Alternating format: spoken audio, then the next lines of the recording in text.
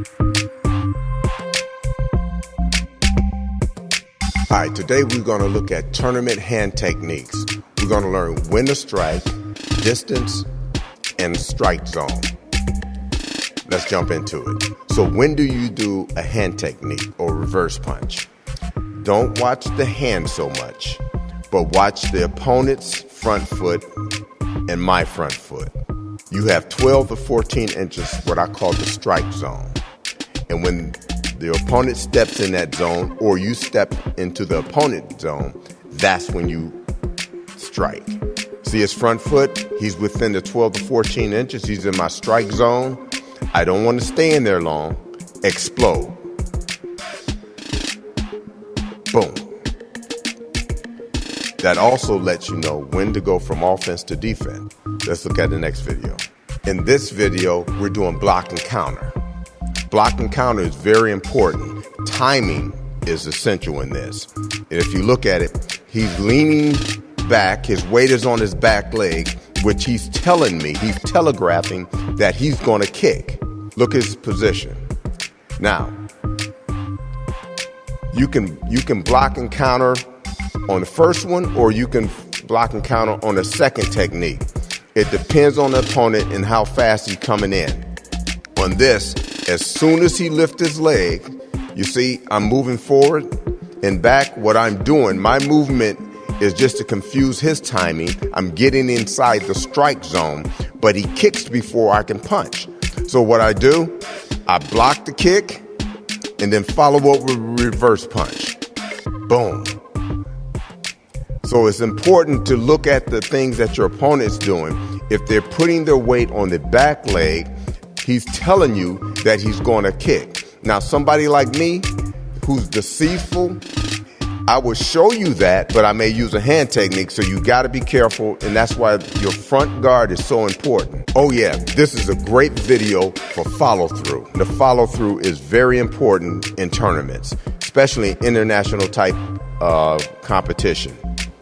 If you notice, remember the strike zone. The front foot steps in my strike zone, but what I do this time, he doesn't move back, so I step forward, a quick step, and I throw another reverse punch. Reverse punch 1, reverse punch 2 is great. Follow through is important. Always attacking, watching the hands, watching your head, moving to go. Now here's a secret technique that nobody knows about. You're gonna get it now. It's called the U punch or the under punch. In this video, you'll see me coming under the opponent's guard. What you're doing, you're showing him your front hand to take away from him seeing the other punch. It's like a Houdini type thing, a magician. They show you one thing and give you another. Now here, I'm turned to the side and it's showing the hand. You see the front hand go out first and his eyes automatically goes to that, and I'll step into that strike zone and come under his guard. Show him the hand, under his guard, and I actually follow up with a second technique. It's that other step after the punch, boom. It's a deceitful technique. They don't see it. A lot of people don't know about it, but if you show them that front hand and follow up with the second, great technique, explosive technique. And see, the flinching, the fake and go, that's to disrupt their timing. A lot of fighters today just go straight in. You can get hit with a hook kick, front hand punch. This kind of disrupt what they're going to do. They're now fighting your fight, and that's what you want them to do.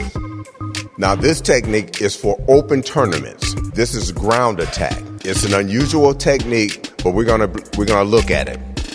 What you see here, I am doing what they call skipping, a skip kick, or giving the appearance of a skip kick. But my opponent drops down to do a groin technique, but he did it too early. And so what I did, I counter his drop to the ground, and I drop and spin. If you notice here, skipping forward, drop, spin, and heel kick. It's a dynamic technique. You must practice. It takes some skill to do it. And it's very effective because they don't know where it's coming from. And no one's expected to happen.